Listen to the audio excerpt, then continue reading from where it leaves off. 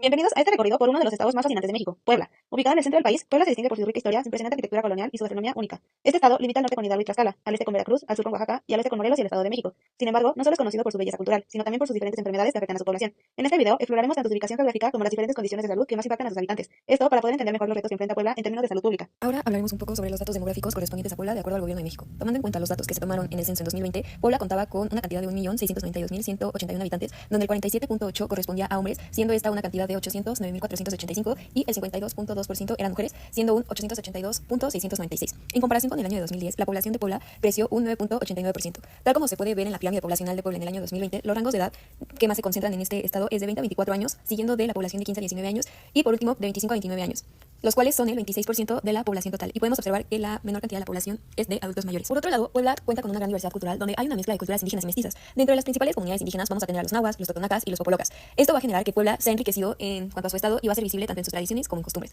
Tal como se observa en la gráfica de las principales lenguas indígenas habladas por la población de 3 años más en Puebla, la lengua indígena que predomina es el náhuatl, posteriormente el totonaco y en tercer lugar el mazateco. Pero también es importante destacar que se hablan otras lenguas indígenas como es el zapoteco, el mixteco, el otomí, popolaca y maya. La población de 3 años y más habla al menos una lengua indígena que fue de 55.7 mil personas, lo que corresponde a un 3.29% de la población total de Puebla. Ahora hablaremos un poco de los principales niveles de escolaridad en Puebla, enfocándonos principalmente en la población de 15 años y más de este estado. En 2020, los principales grados académicos de este estado fueron la licenciatura, donde había más de 34 mil personas que equivalían al 27.8% total de la población, siguiendo de preparatoria o bachillerato en general, que corresponde al 22.7%, y por último secundaria, que corresponde al 22.3% del total de la población. En cambio, si lo dividimos por sexos, podemos ver que la mayoría de la población que acudía a algún nivel de escolaridad era el sexo femenino en comparación con el sexo masculino, donde el grado de escolaridad que predomina siempre va a ser la licenciatura, seguido de secundaria, preparatoria y por último el nivel de primaria.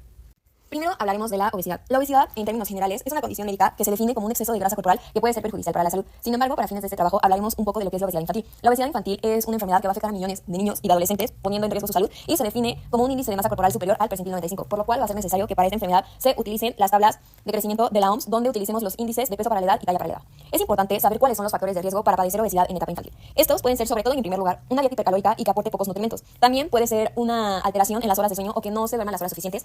También que el niño presente sedentarismo o una inactividad física, antecedentes familiares de obesidad, macrosonomía o exceso de peso al nacer, que se haya presentado una alimentación complementaria temprano o, por el contrario, una falta de lactancia materna, factores ambientales, un crecimiento intrauterino restringido con crecimiento rápido postnatal, una alta tasa de crecimiento durante los primeros 12 meses de vida o la ingesta de bebidas azucaradas.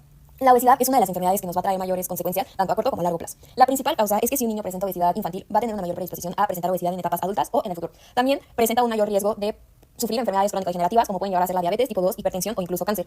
Va a ser más susceptible a niveles altos de colesterol y de triglicéridos en sangre, lo que se traduce como dislipidemia. Puede presentar ataques cardíacos debido a enfermedades coronarias, insuficiencia cardíaca o incluso accidentes cerebrovasculares. Presentan problemas óseos y articulares, esto generado como consecuencia del exceso de peso en el niño, apnea del sueño o pausas en la respiración durante el sueño, lo que va a generar como mayor fatiga en el niño y alteraciones en el rendimiento académico, cálculos biliares e incluso problemas en el hígado.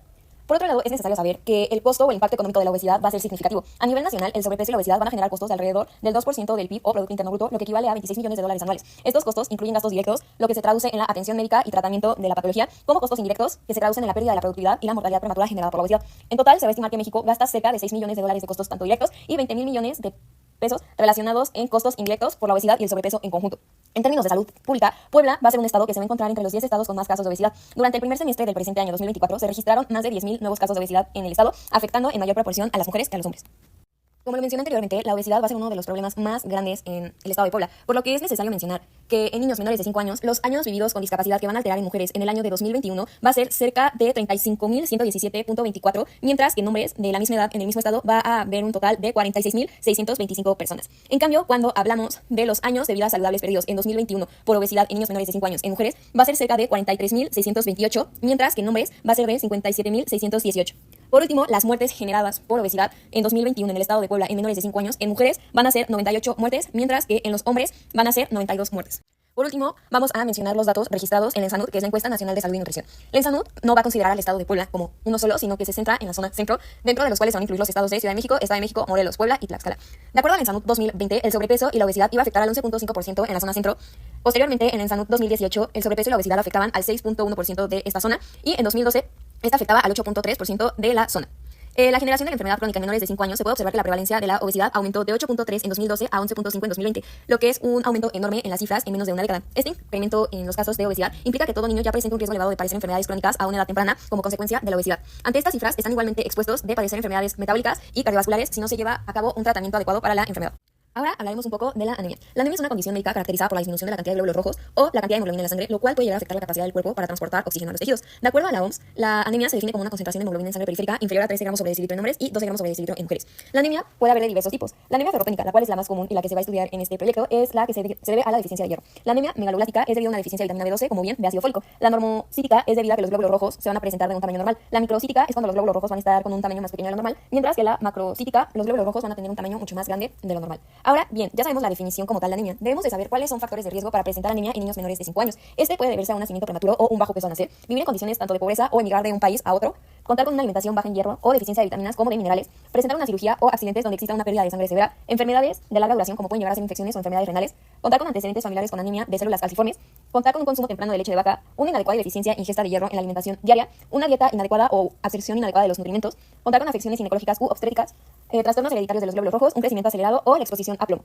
Por otro lado, las consecuencias de la anemia, sobre todo por deficiencia de hierro en niños menores de 5 años, pueden ser fatiga y debilidad por falta de oxígeno en los tejidos, dificultad para concentrarse, problemas respiratorios debido a la menor capacidad de transporte de oxígeno, palidez por la reducción de los números de los glóbulos rojos, taquicardia, mareos, desmayos, manos y pies fríos, también por la reducción del flujo de oxígeno en la sangre, un sistema inmune debilitado, problemas cardiovasculares y justamente puede llegar a causar problemas en el desarrollo físico, como es un retraso en el crecimiento y problemas cognitivos. Es importante mencionar que la anemia en México presenta un problema significativo de salud pública, especialmente entre los grupos vulnerables, como pueden llegar a ser mujeres embarazadas, niños y personas en condiciones de pobreza. Los costos asociados a la anemia no se limitan a los gastos médicos directos, como pueden llegar a ser las hospitalizaciones y los tratamientos, sino que también va a ir de la mano con gastos indirectos, como son la pérdida de productividad laboral y la afectación al desarrollo cognitivo en el caso de los niños. Como tal, no se ha registrado información concreta de los costos de la anemia en nuestro estado, el cual corresponde a Puebla. Sin embargo, las deficiencias de hierro y zinc contribuyen a las mayores tasas de morbilidad, lo que va a incrementar el uso de los servicios de salud, aumentando los costos para los sistemas públicos de salud, como en este caso podrían llegar a ser el IMSS o el ISSSTE. En cuanto a datos estadísticos o a números, de acuerdo a datos arrojados por la GBD, en el año de 2021, para mujeres menores de 5 años, se registraron el número de años vividos con discapacidad para anemia leve 0.047, de anemia severa 0.065 y de anemia moderada 0.46, mientras que en los hombres, en el mismo año, para menores de 5 años, en Puebla se registró un número de anemia severa de 0.044, anemia leve de 0.085 y anemia moderada de 0.5, mientras que en comparación con las otras enfermedades no se han registrado muertes o años de vida perdidos. Ahora, basándonos en los datos de Ensanud, podemos fijarnos que en Ensanud de 2020 se contaba con un porcentaje de 13.3 de anemia para las personas de la zona centro, dentro de la cual entra Puebla. De acuerdo al Ensanud de 2018 se registraba un 33.6, mientras que en 2012 se registraba un 24.2%. Por lo que podemos concluir que la anemia no está controlada al 100%, por lo cual continúa afectando a varias personas en Puebla. Pudimos observar que en 2012 las cifras eran de 24.2% en menores de 5 años, los cuales cursaban con anemia, lo cual iba a generar un límite en su desarrollo. A pesar de que a nivel nacional en 2012 ya se vio una reducción del 13.3%, todavía existía una preocupación constante por los niños en pobreza extremo, quienes eran sobre todo los que cursan con efectos de una nutrición deficiente, lo cual puede llegar a traducirse en una anemia específicamente por deficiencia de hierro.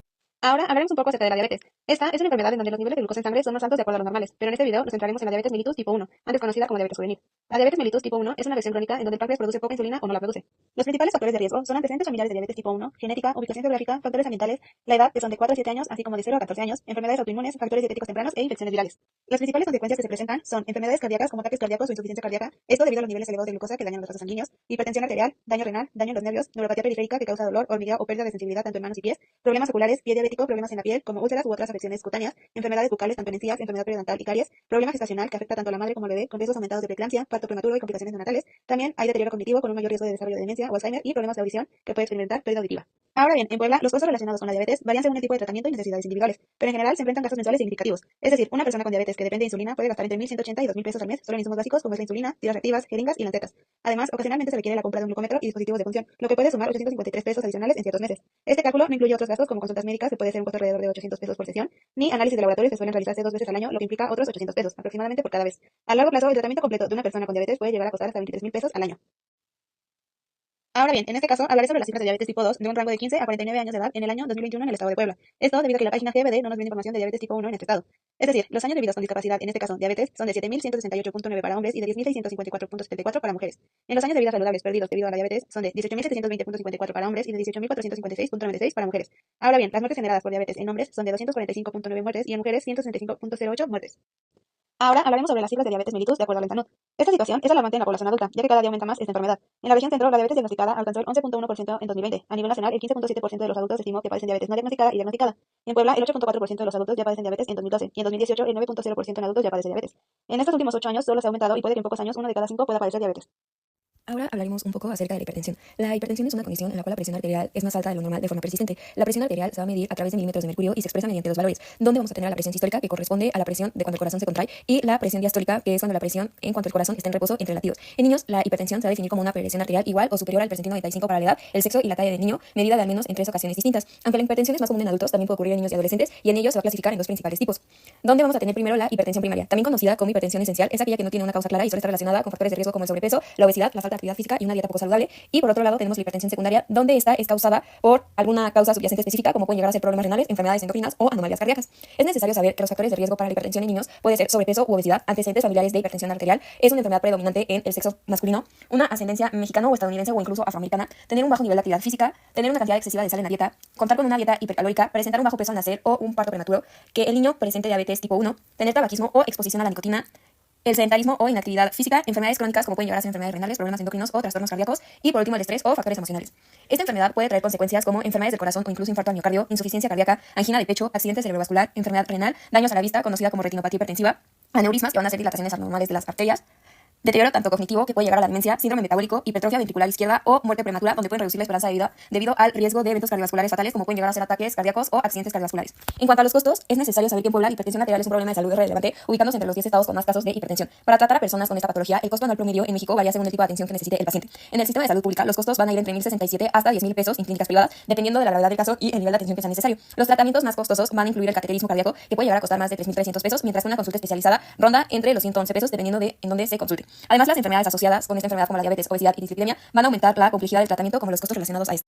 Ahora vamos a hablar un poco de datos estadísticos para esta patología. Primero vamos a tener que la plataforma de GDD no nos arroja datos concretos para niños menores de 5 años, es nuestro grupo de interés, por lo que hablaremos de los datos para un grupo de edad de 15 a 49 años, lo cual corresponde tanto a adolescentes como adultos. Cuando hablamos de años de vida saludables, vamos a tener un número de 4,559.02 para mujeres, mientras que para hombres tenemos un número de 10,726.57. Todos los datos van a ser basados en el año de 2021. En cuanto a ABD, que pertenece a años vividos con discapacidad, en mujeres vamos a tener un número de 503.87, mientras que en hombres vamos a tener un número de 623.85. Y por último, cuando nos referimos a las muertes, vamos a tener números de 86.9 muertes para las mujeres de este grupo de edad en Puebla, mientras que en hombres vamos a tener 208.21 muertes, por lo que podemos concluir que hay muchas más muertes en Puebla en el grupo de edad de 15 a 49 años por hipertensión arterial en comparación a las mujeres. Por último, hablaremos de cómo están las cifras de acuerdo a la encuesta nacional de salud y nutrición conocida como ENSANUD para hipertensión. De acuerdo al ENSANUD de 2020, el 30% de la población de adultos presentaba hipertensión arterial en la zona centro, dentro de la cual entra Puebla. En el ENSANUD 2016, el 15.4% de la población adulta de la zona centro presentaba hipertensión, mientras que en 2012 únicamente el 13.3% de la población adulta de la zona centro presentaba hipertensión arterial, por lo que se puede concluir que la hipertensión alcanzó números peligrosos en 2020, afectando casi al 30% de la zona centro.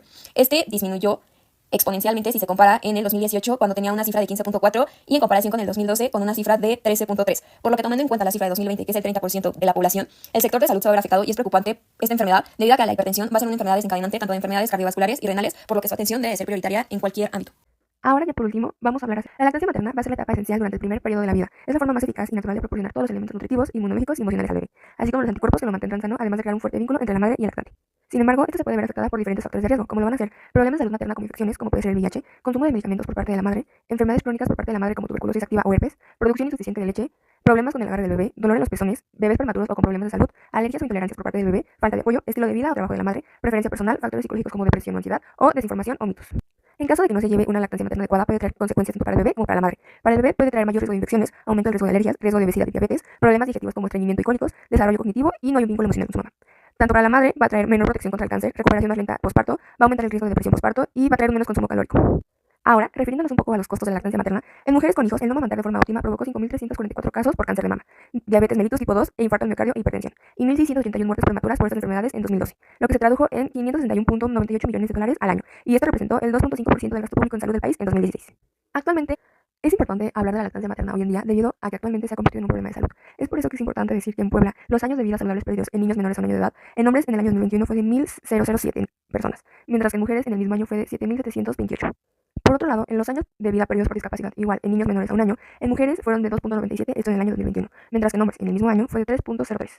Por último, las muertes que se provocaron en niños menores a un año en el estado de Puebla en el año 2021, en las mujeres fueron de 0.98 personas, mientras que en los hombres fueron de 11.18.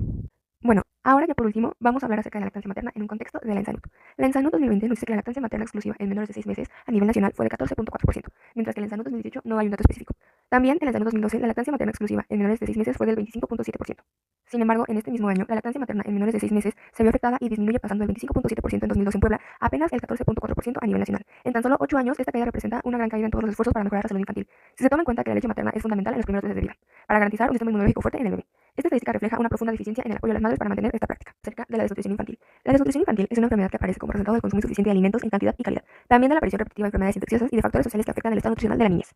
Van a existir diferentes factores de riesgo que pueden provocar esta enfermedad. Por ejemplo, una alimentación inadecuada tanto en calidad como en cantidad, una subalimentación de la persona, incidencia de enfermedades infecciosas, insuficiente disponibilidad de alimentos y servicios de salud, falta de educación, infraestructura sanitaria insuficiente, enfermedades que ocasionan una inadecuada absorción o utilización de los nutrimentos como enfermedades renales crónicas, enfermedades cardiopulmonares, enfermedades digestivas, pancreáticas o hepáticas, cáncer y enfermedades del metabolismo. También infecciones enterales o parenterales en el nacimiento prematuro y una estancia larga en hospitales o instituciones cerradas. Ok, también esta enfermedad puede traer diferentes consecuencias. Por ejemplo, un desarrollo motor y mental atrasado. También la deficiencia de nutrimentos va a generar impedimentos en el rendimiento intelectual, capacidad de trabajo, salud reproductiva y salud en general en etapa de adolescencia y edad adulta. También la desnutrición en niñas al crecer puede generar mayor posibilidad de dar a luz a un niño desnutrido o de bajo peso al nacer. También puede traer pérdida permanente de peso y estatura baja en relación con la edad, desarrollo inadecuado de los músculos, detención del crecimiento y desarrollo generando un retardo en la pubertad, alteración en el desarrollo del lenguaje, alteración en el desarrollo del comportamiento y puede presentar irritabilidad, indiferencia y hostilidad. También estos niños son más propensos a resfriados, otitis y catarros y también son más propensos a episodios de diarrea. En cuanto a los costos, la desnutrición infantil se ha convertido en un problema grave de salud. Por eso es importante mencionar que en el año 2021, los años de vida saludables perdidos en niños menores a 5 años de edad en el estado de Puebla, en hombres fueron de 4.623.66, mientras que en mujeres fueron de 4.364.11. Por otro lado, los años de vida perdidos por discapacidad, igual, en niños menores a 5 años, en el año 2021, en mujeres fueron de 13.11, mientras que en hombres fueron de 17.45. Por último, las muertes en niños menores a 5 años en el estado de Puebla en el año 2021, en mujeres fueron de 48.83, mientras que en hombres de 54.8. La desnutrición en el caso del estado de Puebla tiene costos significativos tanto en la salud individual como en la carga económica del sistema de salud. En 2023 se registraron 3.003 casos de desnutrición. De estos casos, 186 personas presentaron desnutrición severa, una condición que requiere intervenciones médicas costosas para estabilizar a los pacientes. Sin embargo, como tal, no hay una información que nos diga la cifra exacta que le cuesta al estado de Puebla tratar la desnutrición infantil. Por otro lado, de acuerdo con estimaciones de la ONU, la malnutrición le cuesta a México aproximadamente 28.800 millones de dólares anuales. Esto aproximadamente siendo el 2.3% del Producto Interno Bruto anual. Ahora vamos a hablar de la desnutrición infantil desde los datos de la ENSANUD. En la ENSANUD 2020, los resultados representan la prevalencia de la desnutrición en la clasificación de bajo peso, baja talla y emaciación. De acuerdo a esta encuesta, la prevalencia nacional en México de bajo peso es de 4.4% de niñas y niños. La prevalencia nacional de baja talla junto con emaciación es de 13.9% de baja talla y 1.5% de emaciación en niños menores de 5 años. Por otro lado, centrándonos más en Puebla, los datos de prevalencia de bajo peso para la zona centro corresponden a 1.2%. En cuanto a baja talla, la prevalencia es de 13.3% y de emaciación corresponde a 2.5% en niñas y niños menores a 5 años. En cuanto a la separación por meses de edad cumplidos, esta se clasificó en dos grupos. El primero corresponde de 0 a 23.9 meses y el segundo de 24 a 59.9 meses. Para baja talla, en el primer grupo la prevalencia fue de 13.6% y en el segundo grupo de 14.4%. Por último, se dividió la población de niños menores de 5 años de acuerdo al tipo de localidad, siendo dos grupos que corresponden a rural y urbana, donde se pudo observar que la prevalencia fue mayor en la zona rural con una prevalencia de 5.6%, mientras que en la zona urbana corresponde a un 4.1% en cuanto a bajo peso. En cuanto a la baja talla, la prevalencia corresponde en mayor proporción en zonas rurales con una cifra de 12.4%. Por otro lado, el ENSANUD 2021 los resultados representan la prevalencia de 4 categorías de acuerdo al estado de nutrición que fueron bajo peso, baja talla y emaciación, así como obesidad. En este caso nos centraremos específicamente en bajo peso y baja talla. La prevalencia mundial de baja talla para México corresponde a un 12.26% de niñas y niños menores de 5 años, y la de bajo peso va a corresponder a un 3.7%. De acuerdo a la clasificación por regiones, la zona de Pacífico Centro cuenta con una prevalencia del 4 al 9%. Ya centrándonos en nuestro estado que es Puebla, en la región centro del país, los niños y niñas menores de 5 años tienen una prevalencia de emaciación de 2.4%, mientras que la prevalencia para baja talla es de 14%, y de bajo peso un 3.7%, respectivamente para niñas y niños menores de 5 años. En cuanto a la separación por meses de edad cumplidos, para baja talla, en el primer grupo la prevalencia fue de 11.3% y en el segundo grupo de 13.1%. Por último, también se dividió la población de niños menores de 5 años de acuerdo al tipo de localidad. En cuanto a la baja talla, la prevalencia corresponde en mayor proporción en zonas rurales con una cifra de 18.8%. Ahora vamos a hablar de la ENSANUD 2022. Para centrarnos más en el análisis de nuestro estado, que en este caso corresponde a Puebla, se tomarán en cuenta los datos de la región centro del ENSANUD 2022, ya que este agrupa las regiones geográficas de igual forma que la ENSANUD 2020 y 2021. Este ENSANUD nos dice que en población menor de 5 años, las mayores prevalencias de bajo peso en la región centro del país fue de 1.5%. Por otro lado, se puede observar que la baja talla de la región centro cuenta con una prevalencia de 14% y de 0% para emaciación. Para la edad en meses se clasificó en dos grupos, menores de 24 meses y de 24 a 59 meses. Por medio de esta clasificación se pudo observar una mayor prevalencia en el grupo de 24 a 59 meses, donde la baja talla presenta una prevalencia de 14.2% en comparación con el primer grupo que presenta una prevalencia del 10%. Lo mismo ocurre con el bajo peso, donde la prevalencia es mayor en el grupo de edad de 24 a 59 meses, con un dato de 4.9%, mientras que en el grupo de 0 a 24 meses corresponde a una prevalencia igual del 2.4%. Para el tipo de localidad de residencia se divide en dos grupos, rural y urbana nuevamente. Por medio de esta división se puede observar que la localidad rural presenta una mayor prevalencia de baja talla, siendo un dato de 13%, mientras que la prevalencia de baja talla en la zona urbana es de 12.7%. En cuanto al bajo peso, ambas localidades cuentan con la misma prevalencia, siendo esta de 4.1% para niños y niñas menores de 5 años de edad.